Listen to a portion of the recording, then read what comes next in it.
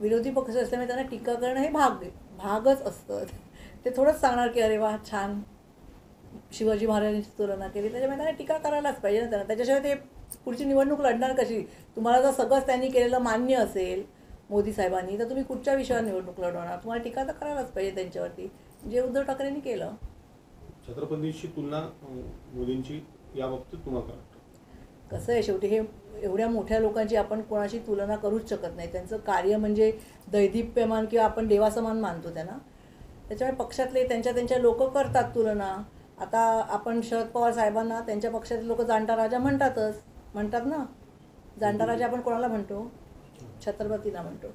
त्याच्यामुळे ते ठीक आहे, तर काय सोडून द्यायचं. देश विदेशातील प्रत्येक घडामोडींचे लाईव्ह अपडेट मिळवण्यासाठी आता साम टीव्हीच्या सर्व सोशल मीडिया प्लॅटफॉर्मला लाईक, फॉलो आणि सबस्क्राईब करा. तसंच सर्व नोटिफिकेशनसाठी बेल आयकॉन प्रेस करायला विसरू नका.